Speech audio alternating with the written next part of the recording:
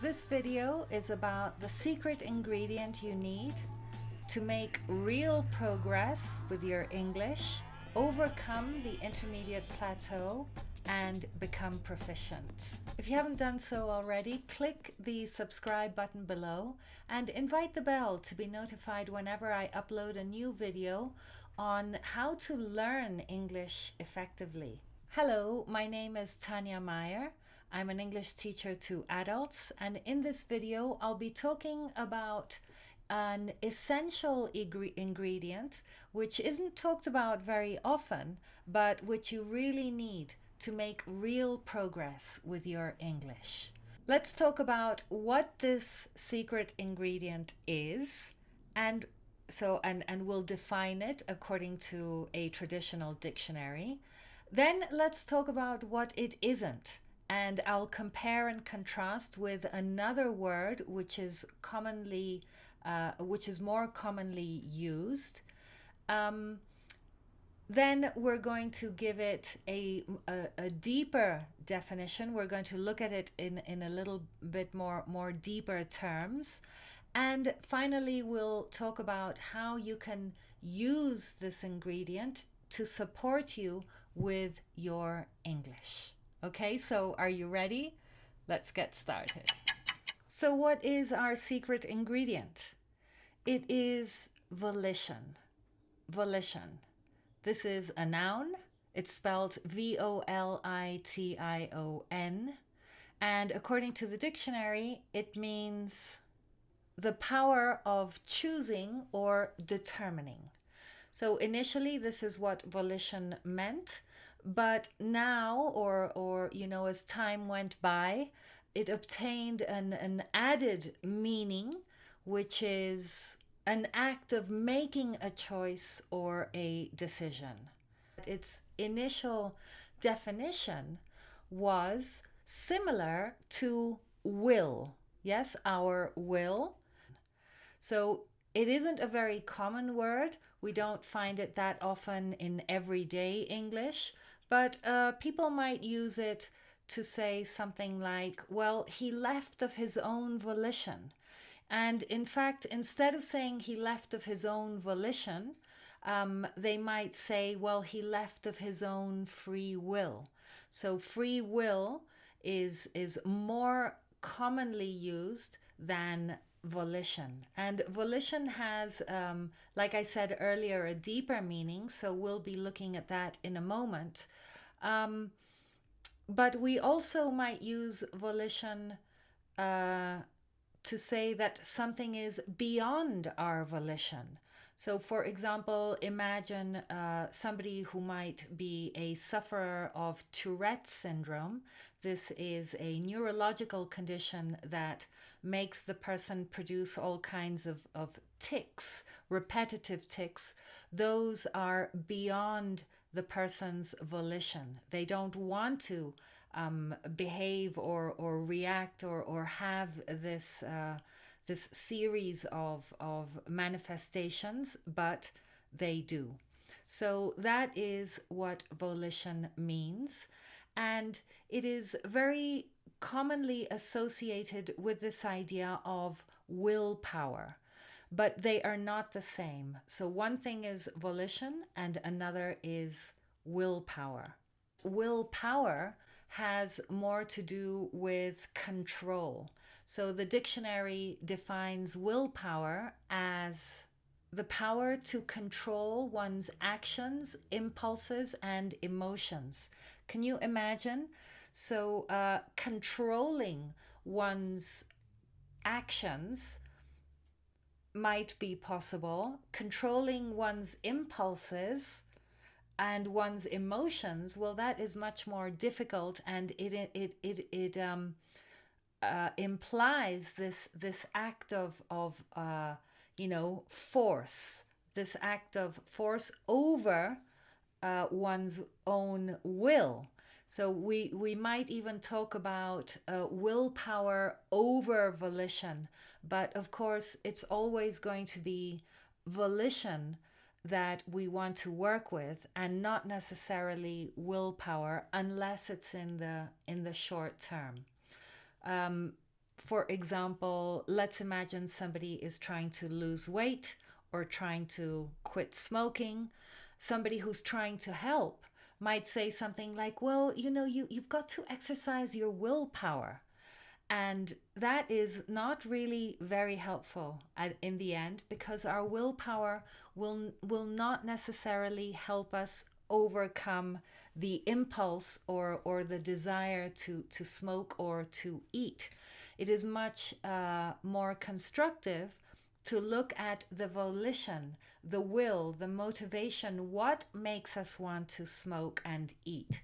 So with English also, we might look at our motivation, yes, our will to learn and use English. So we're looking behind the intention, behind the the determination, although determination is also related to volition, to find out, why we want to learn and use English. So if you are part of my program or you've worked with me before, you know that I make a real emphasis on this question of volition, and I try and find out, okay, so why do you want to learn English? What does it mean to you? And I'll come back to this in a moment. So what are some synonyms for willpower? Well, we have self-control, self-command, self-discipline, self-possession, determination. Yes, all of these words, they sound quite forceful. And so we know that force is not necessarily conducive to long-term positive change. Whereas with volition, some words that we can use synonymously with volition are choice, preference, pleasure, desire, yes, option, purpose. So these words, I don't know if you can feel it, but they're definitely much more pleasant words to work with. We're going to be much more willing to work with volition than we are to impose willpower on whatever it is that we want to do. Okay, so those are the traditional definitions and related but not identical words. And what I'd like us to look at now is at this word volition in terms of nutriment, right? In Buddhist philosophy, volition is the third nutriment of four. There are four types of nutriments. The first one being edible foods. So edible food is what we put in our mouth and we chew and we swallow for nutrition. And so edible foods are the first nutriment. And there are four, like I say. And number three, the third nutriment, is volition. Now, if you want to find out about the first, second, or a little bit more about the first, what the second and the fourth are, please drop me a comment below, and I'd love to make another video on this kind of topic.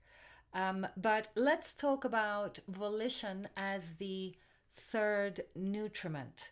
So I'm just going to display a definition here from Buddhist philosophy, and let's read it together, and then we can discuss it in terms of how we can apply volition to our English learning and progress. The third nutriment, volition.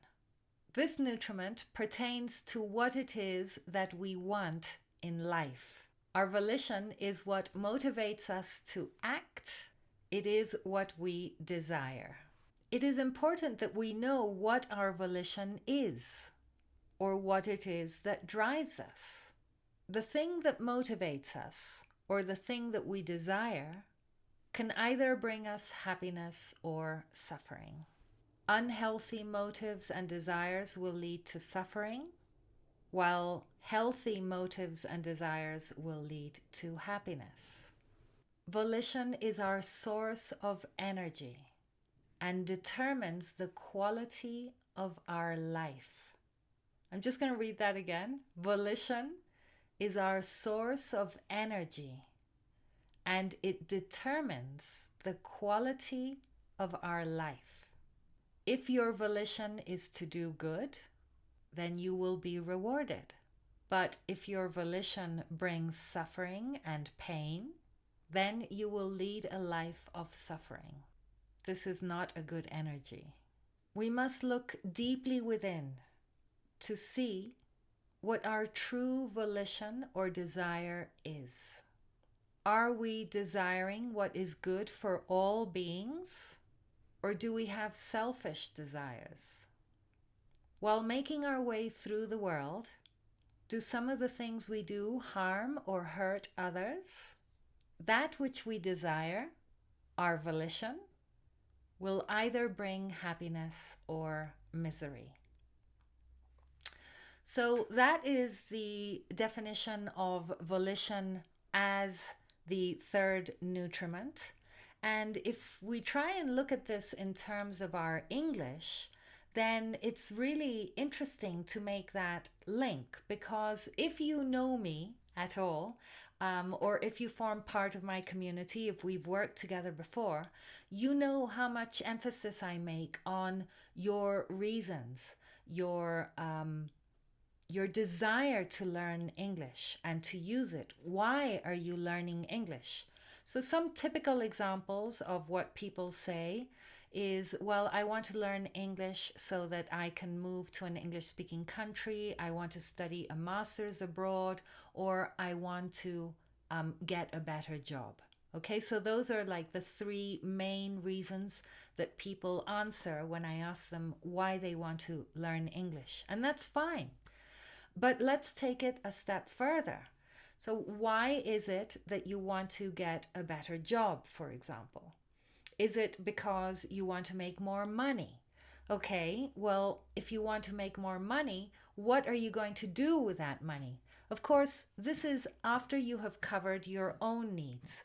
First, we need to be comfortable ourselves. If we are uncomfortable, then we're always going to be looking for that comfort.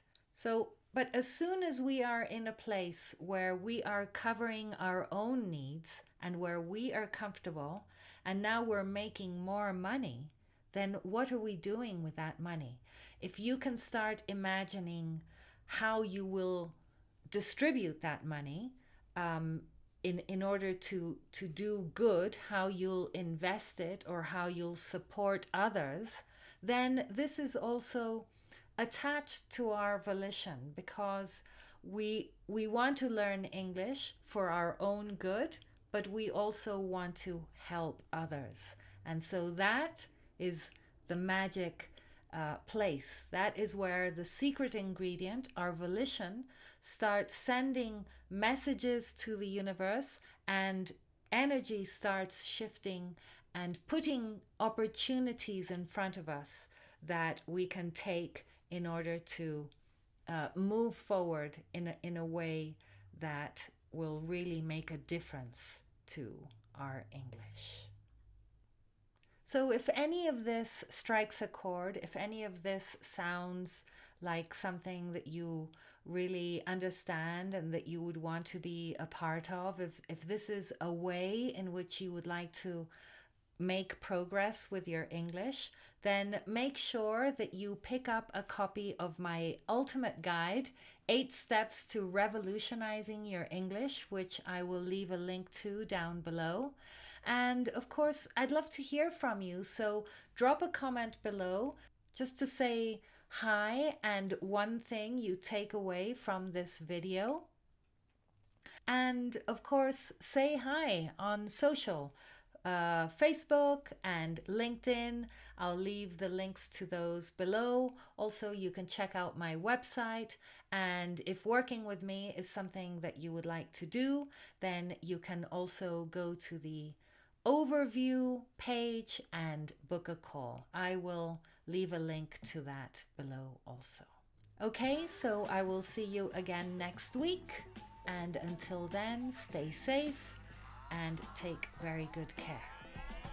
See you soon.